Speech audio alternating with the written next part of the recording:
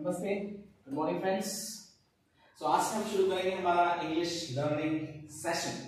Okay, English एक ऐसी भाषा जो बोलचाल के रूप में सबसे ज्यादा बोले जाने वाली भाषा है पूरे विश्व में।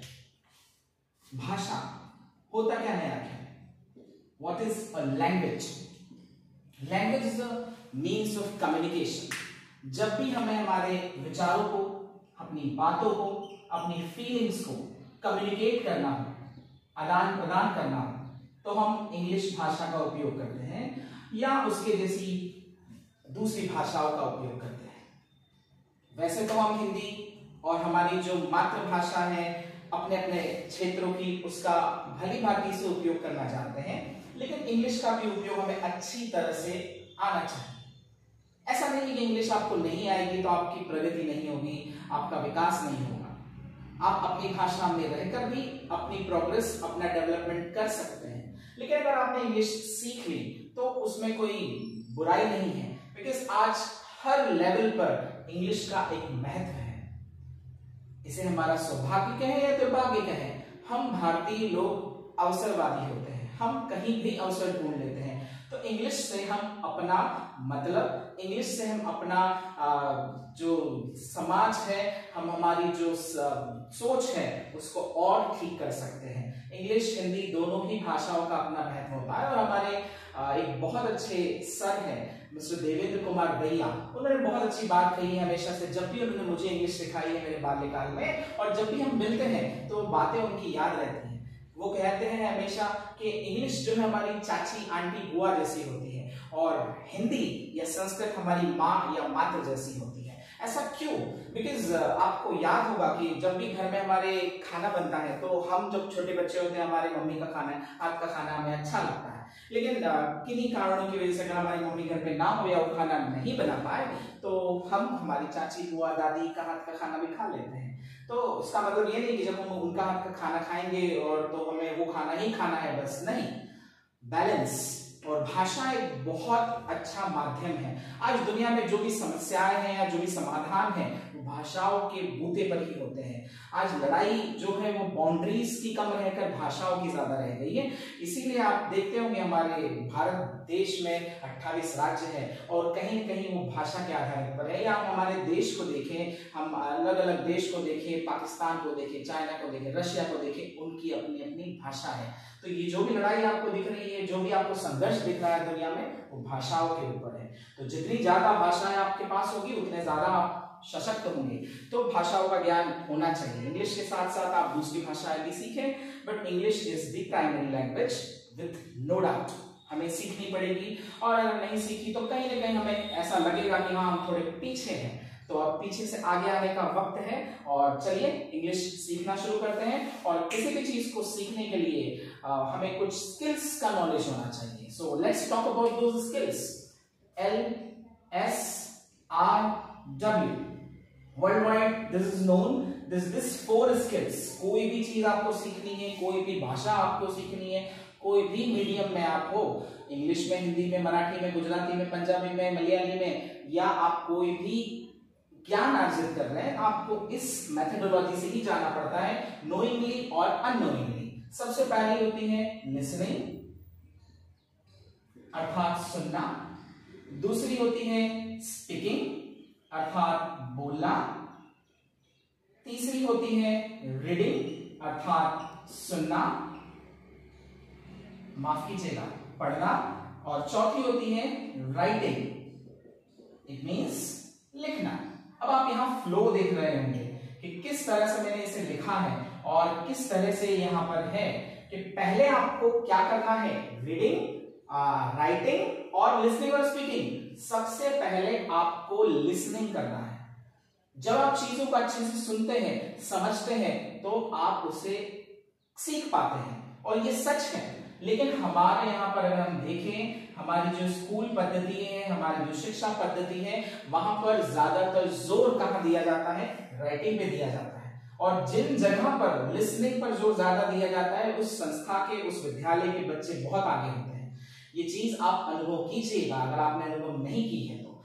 राइटिंग अगर तुम्हारी कॉपी कंप्लीट नहीं है, अगर तुम्हारा असाइनमेंट कंप्लीट नहीं है, तो मैं तुम्हें आगे नहीं बढ़ाऊंगा, तुम्हारा एग्जाम नहीं होगा, ये हमसे कहा जाता है। कभी ये कहा गया है कि भाई तुम्हारा ये लिसनिंग अच्छा नहीं है, तुम यहाँ बैठे थे, तुमने इसे ठीक से ग्रहण नहीं किया, तो तुम आगे नहीं पढ़ सकते? नहीं, टीचर ने एक्सप्लेन किया, टीचर आगे बढ़े, उन्होंने लिखवाया, कॉपी कंप्लीट करने पर ध्यान रहा है बचपन से लेके 55 तक।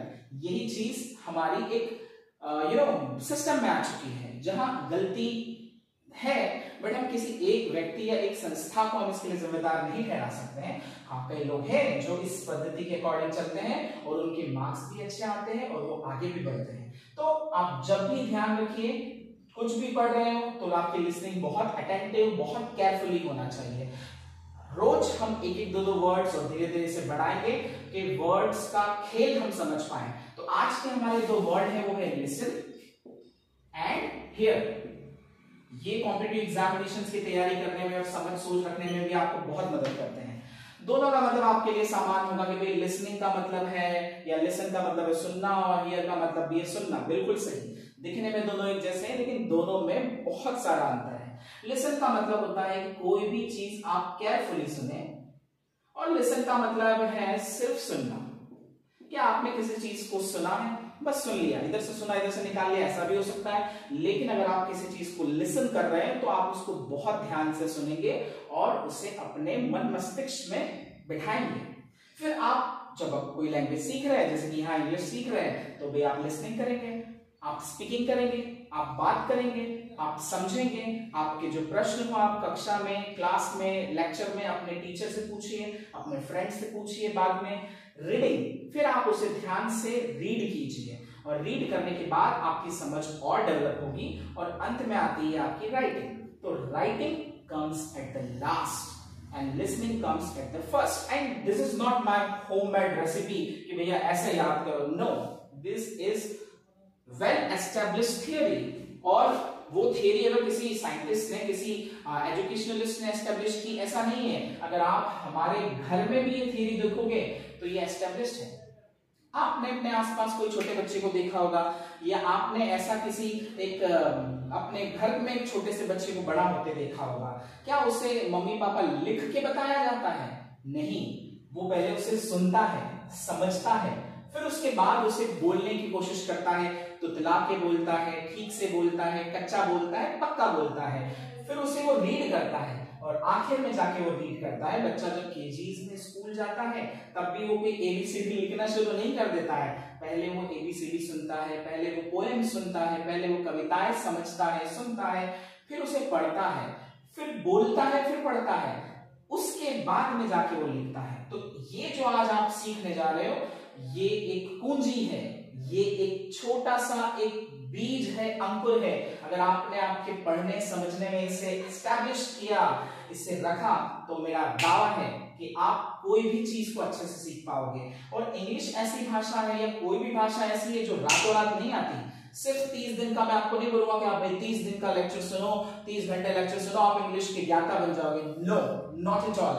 आई कैन नॉट गारंटी यू, ना ही कोई कर सकता है। हाँ, कोई व्यक्ति 24 घंटे इंग्लिश इंग्लिश इंग्लिश इंग्लिश करेगा, I can English, I can walk, I can talk in English, वो जरूर ऐसा कर पाएगा। लेकिन फिर भी जो समय, जो पेशेंस, जो स्लो प्रोसेस होती है, उसका मजा ही अलग होता है, क्योंकि चीजों को बनने में समय लगता है।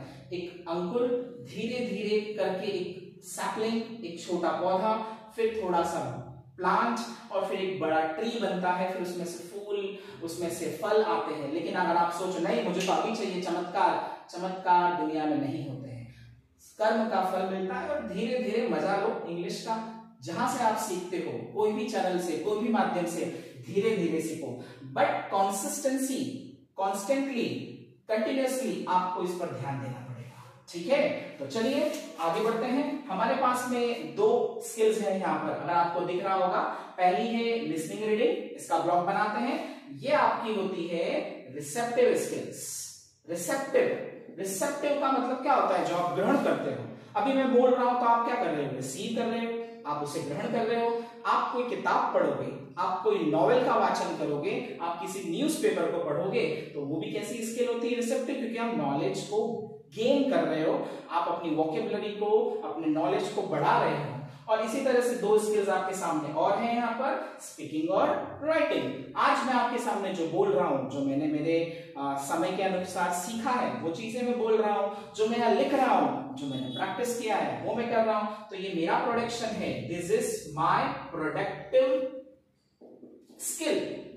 सो इस तरह से हमारे पास में दो स्किल सेट होते हैं और उन दो को हमने दो में फिर डिवाइड करा तो 4 स्किल्स रहती हैं कोई भी चीज सीखने की। इस तरह से छोटे छोटे लेक्चर्स के माध्यम से कुछ मिनट आप निकालोगे तो आप इसको अच्छे से सीख पाओगे। ओके, सो आज का लेक्चर, आज का जो ये सेशन हम यही खत्म करते हैं। कल हम और बेसिक्स की बात करेंगे और हमारा जो लर्निंग प्रोसेस है हम उसको आगे बढ़ाएंगे। आपको अगर कोई डाउट हो तो आप पूछ सकते हैं, आप लिख सकते हैं कमेंट बॉक्स में और मुझे बताइएगा कि मैं आपकी किस तरह से और हेल्प कर सकता हूं। So thank you very much, take care, see you.